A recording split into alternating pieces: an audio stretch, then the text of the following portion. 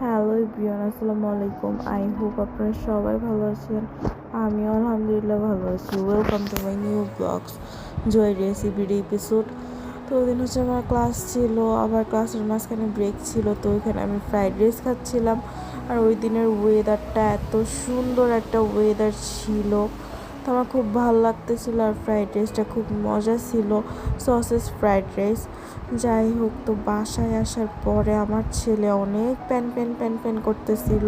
তাকে কোনোভাবে আমি বাসায় রাখতে পারতেছিলাম না। তার একটাই কথা, চল মা বাহিরে যাই, ঘুরতে যাই। সে করতে বের হবে। তো কি আর করার, অনেক কিছু করে কতক্ষণ বুঝ দেওয়ার ট্রাই করলাম, বাট সে কোনোভাবেই বুঝ মানতেছে না।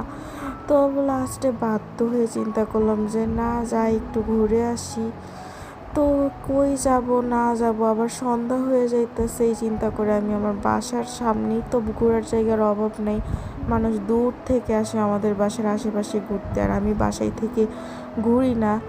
তো এই জন্য বের হয়ে গেলাম, এখানে বাসার সামনে একটা রেস্টুরেন্টে গেলাম। তারপরে রেল লাইনে কতক্ষণ হাঁটলাম, ঘুরলাম।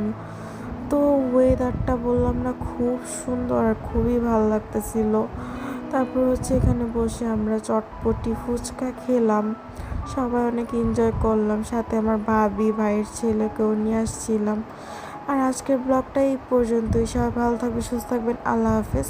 আবার নেক্সট কোনো ব্লগে দেখা হবে।